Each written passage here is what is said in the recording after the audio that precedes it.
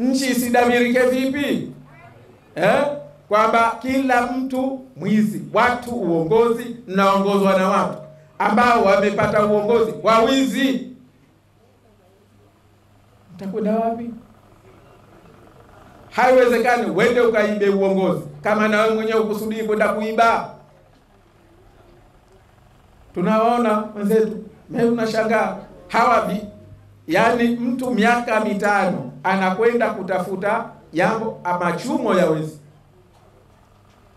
Ndugu zangu, hapo ndio tulipo. Sasa kama utuko hapo, leo tunakwendaje kujadili swala la kuingia au kutokuingia serikali ya umoja wa kitaifa? Nifundisheni nyinyi watu wa mkoani.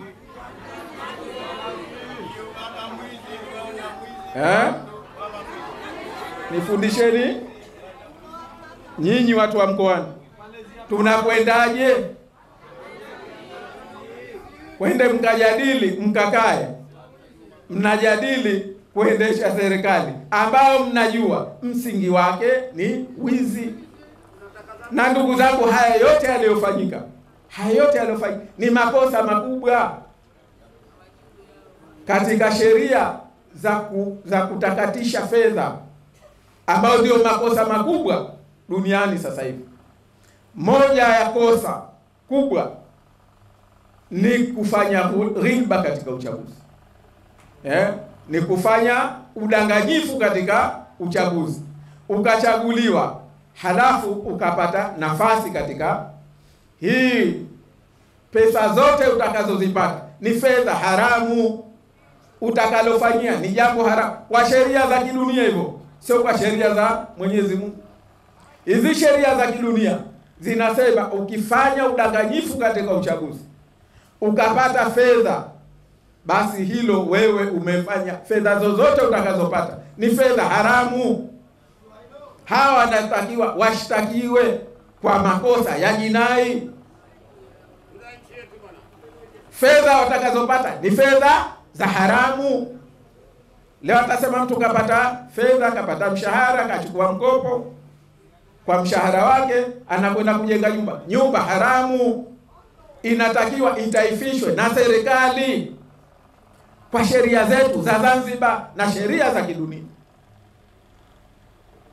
Leo wote hawa waliosaidia wizi, waliofumbia macho, walioshiriki, hawa wote ni wahalifu. Kwa kizungu wenyewe wanasema abettors of crime, yani ni wasaidizi wa uhalifu. Hawa wote ni wakosa kama aliyeiba. Sasa leo una kikundi hichi cha wezi, nchi itakwenda wapi? Mtakwenda kusimamia sharia gani? Mtamkamata nani kwa fedha haramu wakati nyinyi wenyewe mna nafasi haramu? Kwa hivyo kwa jumla, ndugu zangu, tunachosema sisi chama chenu, tunachosema viongozi wenu hapa, si swala la kuingia au kutokuingia. Tunachosema cha kwanza, hili ambalo tumefikishwa Zanzibar, lazima Wazanzibari tulikatae. Hoja yetu kubwa ya msingi ni kwamba tukatae Zanzibar kufikishwa hapa ilipofikishwa. Hilo ndio la msingi. Kama huu ni uchaguzi, then unaendaje kuunda serikali? Unazungumzaje hiyo GNU? Ina maana gani kama GNU imefika pahala, badala ya kuondoa uhalifu, badala ya kuondoa udanganyifu katika uchaguzi, leo ndio umekwenda kutengeneza misingi ya wizi katika uchaguzi.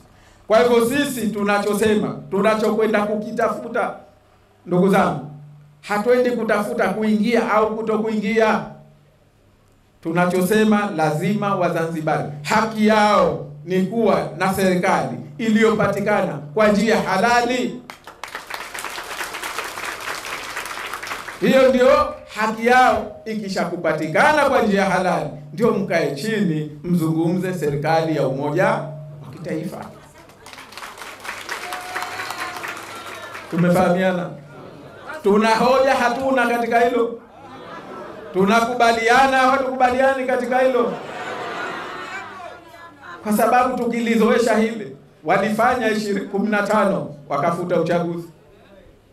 Wakaja 2020 ikawatamkia, wakaua watu, wakapata serikali, wakakaa. 2025 hawakupanga mpango wote. Mapesa waliokuwa nayo ya kampeni yaliwashinda kufanya kampeni, wakajiandaa wizi.